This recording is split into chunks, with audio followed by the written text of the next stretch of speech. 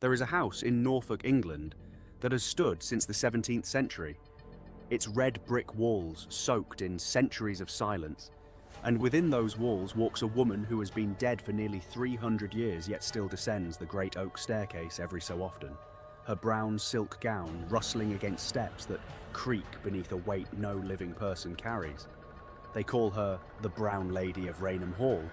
and she is, by many accounts, one of the most photographed ghosts in the history of the world, and yet no one has ever truly understood why she remains, why she cannot leave, why her hollow eye sockets stare out from a face that should have long since turned to dust. Raynham Hall was built in the early 1600s for the Townshend family, a grand Jacobean manor with soaring ceilings and long galleries meant to host lords and ladies, dances and feasts, the kind of house that was built to be admired for generations, and it has been admired, though not always for the reasons its builders intended, because somewhere in its long history, something happened within those walls that left a permanent scar upon the fabric of the place, a scar that takes the shape of a woman in brown. The woman most believe her to be is Dorothy Walpole, sister of the famous British statesman Robert Walpole, a beautiful and spirited woman who married Charles Townshend, the second Viscount Townshend, in the early 1700s, and by all accounts this was not the union she should have made. Before her marriage to Charles, Dorothy had lived a life described by some as scandalous for its time,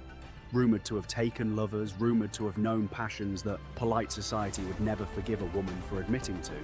and when she became Charles Townshend's wife, she brought with her a past that her husband, a man known for his volatile and jealous temperament, could never fully set aside. For a time, it seemed the marriage might survive, might even flourish, as Dorothy bore Charles several children and settled into the rhythms of life at Raynham Hall, the long corridors, the formal gardens, the quiet English countryside stretching out beyond the windows. But whispers followed her, whispers that reached her husband's ears again and again, whispers about her past, about a former lover, about scandals that refused to stay buried, and Charles Townshend, proud and possessive, could not bear the weight of what people said about the woman who shared his name and his bed. The stories say that when the truth of her past became undeniable to him, when he could no longer pretend not to hear the things whispered behind gloved hands at dinner parties and in London drawing rooms, Charlie Townshend's fury turned cold and absolute, and rather than cast Dorothy out entirely, rather than grant her the mercy of exile to some distant relative's estate, where she might live out her days in quiet disgrace, he chose instead a punishment far crueler, for he confined her within Raynham Hall itself, forbidding her from leaving its grounds, forbidding her from seeing her own children, locking her away in a set of rooms where she would live out the remainder of her life as a prisoner in her own home, visible to no one,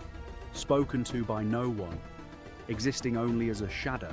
moving behind curtained windows that the staff were instructed never to open. For years, so the story goes, Dorothy Walpole lived this half-life within Raynham Hall,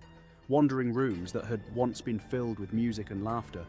now filled only with her own footsteps and the ticking of clocks that marked time she was no longer permitted to spend among the living. And some versions of the tale grow darker still, suggesting that Charles did not merely confine her, but that something more sinister occurred within those locked chambers, that Dorothy Walpole did not simply waste away from loneliness and grief, but met an end far more violent, pushed, some whisper, down the very staircase where her ghost is now so often seen, her neck broken upon those same wooden steps that generations of Townshends would later climb without knowing what horror had unfolded there. Whatever the precise truth of her death in the year 1726, whether by slow despair or sudden violence, Dorothy Walpole did not rest, and almost immediately the servants of Raynham Hall began to speak of a presence in the house.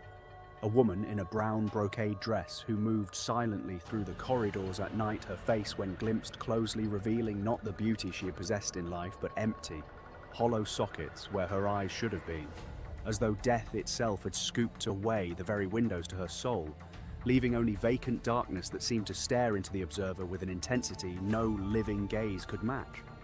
The sightings did not stop with the servants of that first generation, for the Brown Lady,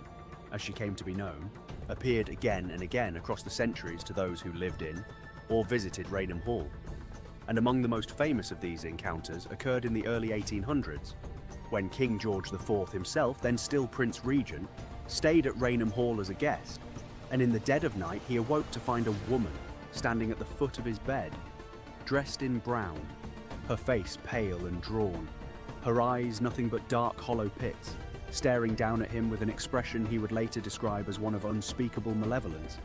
And the Prince Regent, a man not easily frightened, fled the room and indeed fled the house entirely before dawn, declaring that he would not spend another night under that roof for all the fortune in England.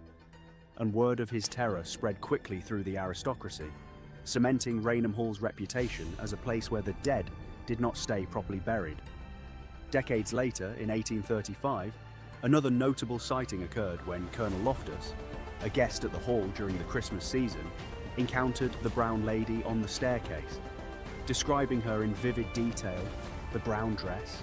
the strange skeletal face beneath a hood, and he was so shaken by the encounter that he made a sketch of what he had seen, a sketch that circulated among his acquaintances and added yet another layer of credibility to the legend, for here was a man of standing, a military officer, not some superstitious servant prone to fanciful imaginings, and his account carried weight in a society that valued the testimony of gentlemen. The sightings continued into the 20th century, and in 1936, the legend of the Brown Lady achieved a kind of immortality that few ghost stories ever attain. For on the 15th of September of that year, two professional photographers named Captain Provand and Indra Shearer were commissioned to photograph the interior of Raynham Hall for Country, Life magazine, and as they worked their way through the great staircase, Indra Shearer suddenly called out that he saw a shape forming on the steps above them, a translucent, misty figure descending toward them in what appeared to be a brown or white gown, and Captain Provand, though he claimed not to see anything himself in that moment, trusted his colleague enough to quickly remove the lens cap and take the photograph, capturing on film what would become one of the most famous and most scrutinized ghost photographs ever produced, an image showing a hazy, luminous figure gliding down the staircase, indistinct yet unmistakably humanoid in shape.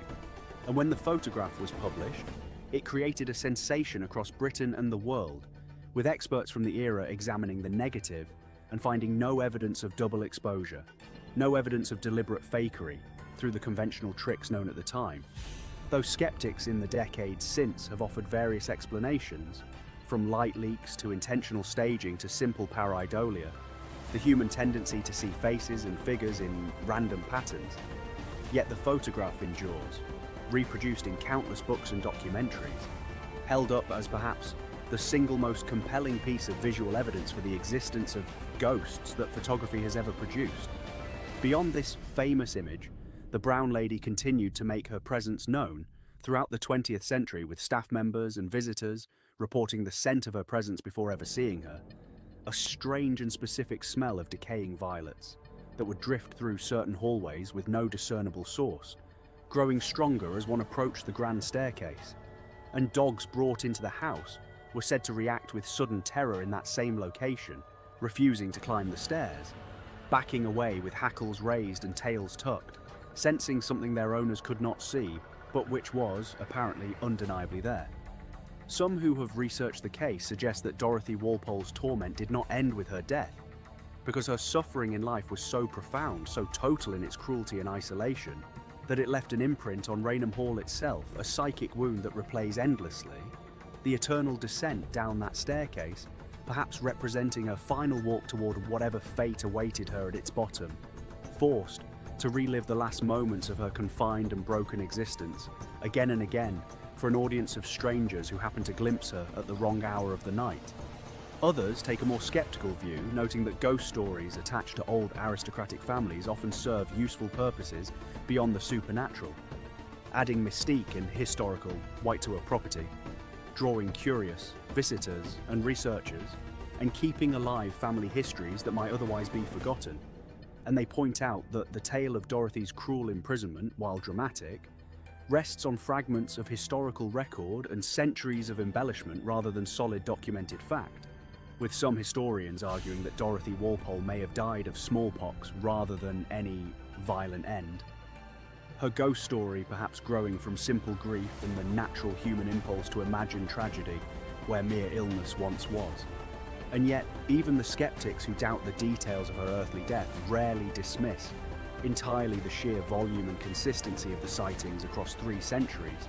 From servants to princes to military officers to professional photographers, all describing remarkably similar details. The same brown dress, the same hollow sockets, the same silent descent down that particular staircase. A consistency that is difficult to explain away entirely as coincidence or collective imagination. And Raynham Hall remains today a private residence, still home to the Townsend family after all these generations, its owners generally reluctant to encourage excessive ghost tourism, yet unable to fully escape the shadow of their most famous, most tragic ancestor, for she is woven now into the very stones of the house, into the wood of that staircase, into the cold drafts that move through the long gallery on winter nights. And those who have spent time within Raynham Hall speak of a persistent feeling of being watched, a sense that the house holds its breath in certain rooms, waiting, remembering, unwilling to let go of what happened there so long ago. Perhaps that is the true horror at the heart of the Brown Lady's story. Not merely the image of a decayed and hollow-eyed woman drifting silently through darkened halls, but the deeper tragedy underneath it. The idea that a living woman, full of feeling and thought and desire, could be so thoroughly erased by the man who claimed to love her, locked away and forgotten by the world, until death itself became merely another form of imprisonment, her spirit bound eternally to walk the same halls that once held her captive in life, descending forever down a staircase that leads nowhere, watched by generation after generation of the living who will never fully understand what she endured, who will only ever glimpse the brown silk of her gown and the terrible emptiness where her eyes should be before she fades once more into the dark, waiting for the next unfortunate soul to wander to, close to the staircase at Raynham Hall.